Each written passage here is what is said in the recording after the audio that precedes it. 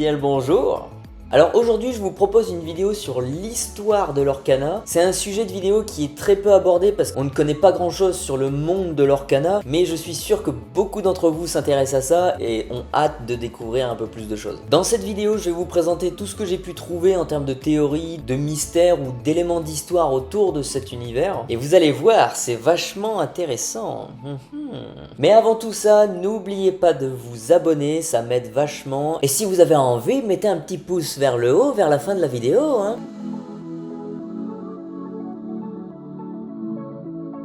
Donc on commence par l'histoire de l'Orcana racontée par Ryan Miller, l'un des responsables chez Ravensburger. On a une interview de lui grâce à comicbook.com où il a pu nous raconter un petit peu plus de détails sur l'histoire. Je vous raconte tout de suite ce qu'il nous dévoile dans cette interview. L'histoire se déroule au royaume de l'Orcana, où se trouve au centre le Grand Illuminarium. Dans ce Grand Illuminarium, le conservateur a décidé de rassembler, de réinventer et d'entreposer toutes les histoires pour que les gens ne les oublient pas. Pour l'aider, il a réuni des apprentis à l'imagination puissante que l'on appelle des Illumineurs. C'est Bibi, c'est nous. L'objectif des Illumineurs est de créer des glimmers de personnages et d'objets pour enrichir l'histoire de l'Orcana. Un trésor qui doit être préservé et protégé à tout prix. Un jour, mystérieusement, dans le Grand Illuminarium, tous les Illumineurs ont disparu. Voilà. C'est pour cela qu'aujourd'hui, une nouvelle génération d'illumineurs venant de notre monde sont convoqués au Grand Illuminarium. C'est ce que l'on voit par exemple dans les trailers qu'on va analyser juste après. Lorsqu'ils arrivent sur place, ils commencent à apprendre la magie de l'Orcana et essayent de comprendre ce qui est arrivé au Grand Illuminarium. Les glimmers des illumineurs doivent partir à l'aventure à la recherche d'éclats de l'or pour protéger le royaume de l'Orcana contre les menaces qui pèsent sur lui. À commencer par les 6 encres magiques qui ont été libérées sous une forme chaotique et mélangée, entraînant une mystérieuse inondation qui a endommagé le Grand Illuminarium. C'est fort intéressant ce qu'il nous raconte, mais il reste encore très vague sur l'histoire quoi, hein. On n'arrive pas à avoir une histoire complète quoi pour l'instant. En tout cas, ce qui m'intrigue le plus dans ce qu'il dit, c'est qu'il y a eu des illumineurs avant qu'on arrive et qu'à un certain moment ils ont tous disparu. Et ça pourquoi? Eh ben ça on sait pas, hein. Donc qu'est-ce qui s'est passé? Si vous avez une idée, ben mettez-le moi en commentaire, hein. Comme ça je vous lirai un petit peu. Ensuite on a l'histoire qui a été montrée avec les trailers. C'est parmi les premières choses que Ravensburger nous a montré. Il s'agit de 3 courts-métrages en storyboard animé, un petit peu comme Blizzard le fait. Et dans le premier trailer, on voit une fille. En face d'elle, il y a une autre fille qui a certainement pas eu ses 7 heures de sommeil, hein. Et puis bon, l'autre gars là à côté, il est trop occupé à mettre un commentaire là sur la dernière vidéo de Gaëtan Cole. Donc comme elle se fait chier, tu vois, elle décide de se casser, tu vois. Et à ce moment-là, elle tombe sur le symbole qui est présent sur le dos des cartes. Ensuite, qu'est-ce qu'elle fait elle? Logique, hein? Elle marche dessus. Voilà, on sait pas ce que c'est, mais elle va dessus. Et puis boum, la fille elle se retrouve téléportée dans un monde qu'elle connaît pas du tout, hein. Voilà, c'est tout pour le premier trailer. Mais il y a une chose très importante qu'on voit pas forcément tout de suite, qui est un peu cachée. Est-ce que vous l'avez vu? Il s'agit de 7 pièces dans la salle du Grand Illuminarium. Comme vous pouvez le remarquer, elle est remplie d'encre et on y voit un livre flotter, une sorte de porte ou de portail peut-être.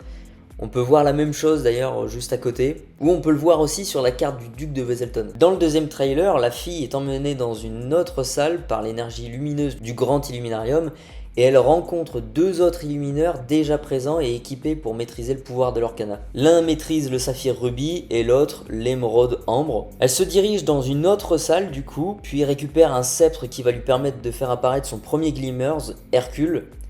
Donc elle maîtrise la couleur d'encre acier, forcément. En même temps, c'était facile à deviner, hein, vu qu'elle a des piercings, des chaînes et des lacets gris, hein, ça tombe sous le sens, quoi, j'ai envie de te dire. Du coup, sa deuxième couleur, je pense que c'est améthyste, hein, vu qu'elle a une jupe violette, des cheveux violets, un maquillage violet, des yeux violets, des tatouages, des pins et des collants presque violets, hein. Ensuite, une lumière apparaît à nouveau sur le livre, ils ont tous l'air surpris et ça se termine là-dessus.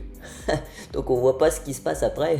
C'est génial. C'est pour nous tenir en haleine, tu vois, hein. Et pour ce dernier trailer, nous n'avons pas une suite directe des 2 autres trailers, mais c'est la plus intéressante. Une fille s'approche près du livre et utilise son encrier pour faire apparaître le Glimmers Mickey Mouse sorcier renégat. Ah bah... Oh, Ah, mais dites-moi, elle vous fait pas penser à la donzelle juste avant? Pour moi, c'est la même personne. Elle a un look légèrement différent et son sceptre est un peu plus complet, mais je suis sûr et certain que c'est elle, c'est sûr. C'est peut-être elle plusieurs jours plus tard, après le deuxième trailer. Maintenant, ce qui est intéressant à savoir, c'est pourquoi elle fait apparaître Mickey. Sur le plan suivant, on voit l'encre contaminée qui attaque le Grand Illuminarium et Mickey qui se prépare à combattre ou autre chose. Quand on regarde la carte de Mickey Sorcier Renégat, vous l'avez peut-être déjà remarqué, mais c'est le seul Mickey qui n'a pas le type héros. Oh là, on tient quelque chose là, hein? Mickey qui est un petit peu méchant, non? Et c'est précisément sur cette première information que les gens ont commencé à monter des théories sur ce Mickey, et des théories très intéressantes, hein. La première, c'est que Mickey reste Mickey, et qu'il est toujours gentil, et son Illumineuse, la fille qu'il a fait apparaître, est aussi gentille. L'Illumineuse a fait apparaître son personnage Dreamborn dans ce cas pour l'aider à combattre le Flood. Sur la carte, on voit Mickey manier ses balais magiques pour qu'il retire le trop d'encre dans la pièce d'à côté et pour évacuer les orbes d'énergie vers un autre endroit. On peut imaginer ce scénario. En parlant de ces orbes d'énergie, elles vous disent pas quelque chose aussi, elles? On en voit une sur la carte Cendrillon douce et charmante. Mais ça, j'y reviendrai un petit peu plus tard dans la vidéo. La deuxième théorie, c'est que Mickey n'est pas le Mickey qu'on connaît, c'est un Dreamborn imaginé par un illumineur, en l'occurrence une illumineuse là, qui est, ma foi, peut-être passée du côté obscur de la force, hein, c'est pas impossible du tout. Dans ce cas, sur la carte, Mickey chargerait ses balais d'inonder le Grand Illuminarium et volerait ses orbes d'énergie pour le détruire peut-être. Ces deux théories en rajoutent une autre qui montrerait qu'il y a deux sortes d'illumineurs, les bons et les mauvais. Ça expliquerait bien en tout cas le fait qu'il y ait des glimmers de personnages Dreamborn gentils comme Stitch, Surfer ou Belle par exemple, et des Dreamborn méchants comme Crochet ou Scar. Pourquoi un illumineur ou une illumineuse ferait apparaître un personnage méchant? Dans quel but? Pour foutre la merde? Ça pourrait créer des problèmes et mettre des bâtons dans les roues aux gentils, quoi. C'est pas terrible. Bref, ces théories sont intéressantes. J'aimerais que cette deuxième théorie soit vraie, qu'il y ait des illumineurs avec des mauvaises intentions, quoi. Mais je pense plutôt que Ravensburger a opté sur le premier scénario. Et que le Mickey, eh bien, il est là pour sauver le Grand Illuminarium. Après tout, il fait un petit sourire dans le trailer, donc on peut lui faire confiance. Dites-moi ce que vous en pensez en commentaire, je serais très curieux de voir vos avis là-dessus d'ailleurs. On passe maintenant sur les différents types de personnages. Vous l'avez sûrement remarqué, il y en a trois: Storyborn, Dreamborn et Floodborn. Un personnage du type Storyborn est une version d'un personnage issu d'un film ou d'une série. C'est un personnage que l'on connaît bien comme Maximus, Robin des Bois ou encore Christophe, quoi. Un personnage du type Dreamborn est quant à lui une version du personnage réimaginée, rêvée par les illumineurs. Il s'agit donc d'une nouvelle forme améliorée du personnage de base et qui est là pour aider l'illumineur à quelque chose. On le voit par exemple avec le troisième trailer, lorsque la fille fait apparaître Mickey Sorcier Renégat, ce Mickey est du type Dreamborn, et il est là pour quelque chose. Pour finir, le type Floodborn. Alors lui, c'est le plus compliqué, tu vois. Un Glimmers de ce type est un personnage Storyborn ou Dreamborn transformé au contact de l'encre mélangée provenant de l'inondation. L'inondation d'encre, hein. Le cataclysme, quoi. Enfin, tu vois ce que je veux dire. Le personnage Floodborn est une version améliorée du personnage, comme le confirme Samantha McFerrin, la responsable narration pour l'Orcana, mais cette fois-ci, il n'a pas été imaginé par l'illumineur, il a été imaginé par le personnage lui-même. Maintenant qu'on a vu tout ça, on va regarder un petit peu les cartes et voir un petit peu ce qu'elles nous révèlent. Comme pour le jeu de cartes Magic, si vous connaissez, les textes d'ambiance et les illustrations sont hyper importantes. Elles dévoilent des choses sur l'histoire de Magic. Ils nous révèlent la trame narrative de leur univers. Ce qui est bien, c'est que Ravensburger a fait exactement la même chose. L'histoire de l'Orcana à travers les illustrations est un peu plus floue, mais on peut noter certaines choses. Il y a par exemple sur plusieurs cartes des marques du monde de l'Illuminarium qui est présent dans les différents univers que l'on connaît. Je ne sais pas pourquoi il y a ces marques dans ces différents univers, mais on a la même chose inversée, c'est-à-dire des personnages qui apparaissent non pas dans leur monde, mais à l'intérieur du Grand Illuminarium. On a par exemple les cartes comme Mickey, véritable ami, Docteur Facilier, charlatan, les balais magiques, le Mickey sorcier, le duc de Weselton, Génie fait le show, Clochette la plus serviable, Minnie toujours élégante. On a aussi la carte enchantée Belle, où on voit qu'elle est dans une sorte de bibliothèque du Grand Illuminarium. Et on a d'ailleurs deux cartes qui montrent un petit peu l'extérieur de l'Illuminarium. On a Lilo, héroïne galactique, où on le voit en fond, et pareil, ce rêve bleu, où on voit l'immensité du Grand Illuminarium. On ne sait pas très précisément ce que font ces personnages dans l'Illuminarium, mais on en saura peut-être un peu plus tard. Il y a un autre truc que je trouve hyper intéressant aussi, du coup, c'est les textes d'ambiance. Pour faire la séparation entre la capacité de la carte et son texte d'ambiance, il y a un trait. Et aviez-vous remarqué qu'il y en avait 3 sortes? Le premier, c'est un trait en forme de livre, comme sur la carte Maui, idole des hommes et des femmes. Moi non plus, je veux pas faire d'histoire, hein, d'accord? Si t'as la ref, tu me le dis en commentaire. Son texte d'ambiance, c'est une citation du film à peu près 1h15, et c'est le cas pour toutes les cartes qui ont ce trait. À chaque fois, c'est une citation que l'on a entendue dans l'un des films ou épisodes de séries Disney. Le deuxième, c'est un trait en forme de plume, comme sur la carte d'Ursula soifée de pouvoir et maléfique dragon monstrueux. Le texte qui est écrit en bas de ces lignes sont des textes créés par Ravensburger pour compléter l'histoire de l'Orcana ou pour autre chose. Sur ces deux cartes par exemple, on a une présentation des règles de la méchanceté. On a la première avec Ursula et la 9e sur Maléfique. Et maintenant que l'extension L'Ascension des Floodborn est sortie, je peux déjà vous dire que l'on a 3 nouvelles règles parmi les cartes de cette extension. Pareil, dites-le moi en commentaire si vous avez réussi à trouver ces 3 cartes justement et ces 3 personnages. Et puis pour le troisième, c'est un trait qui a une forme de clé de sol. Dans ce cas, le texte qui se trouve en dessous est tout simplement un extrait de la chanson du film ou de la série.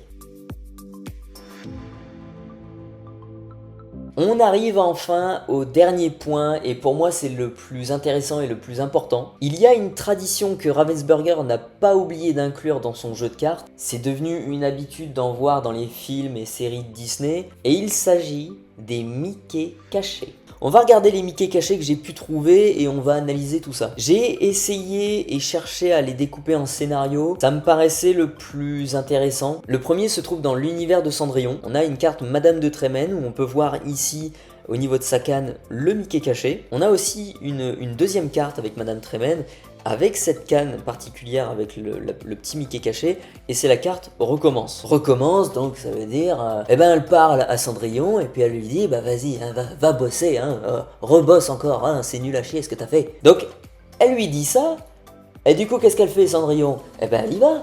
Elle se casse, tu vois, elle va prendre un nouveau balai parce que celui-là il est merdique. Elle va aller chercher des nouveaux produits d'entretien, et sur le chemin, voilà pas qu'est-ce qu'elle voit. Elle te voit une boule colorée là. Je pense qu'on peut faire un parallèle avec ce qu'on voit dans le trailer, cette énergie lumineuse. Je pense que c'est à peu près la même chose. Et on a aussi sur la carte Minnie, toujours élégante, on voit que l'Illuminarium est en train de se fissurer, voilà, et on a cette énergie lumineuse qui en ressort. Donc voilà, quand Cendrillon trouve cette orbe d'énergie, que se passe-t-il? Oh, mais qu'est-ce qui se passe? On sait pas, mais ces orbes d'énergie, on les retrouve aussi sur la carte Mickey Mouse qu'on a vue juste avant. Qu'est-ce que c'est que ces orbes d'énergie? Moi, je pense que c'est l'énergie de la lumière de l'étoile colorée, comme l'expliquait Ryan Miller. Ensuite, on a un autre scénario où on va dans le monde de la petite sirène. Il y a plusieurs cartes avec des Mickey cachés qui font référence au thème de la mer. Il y a par exemple Partir là-bas, forcément, Moana, choisi par les océans.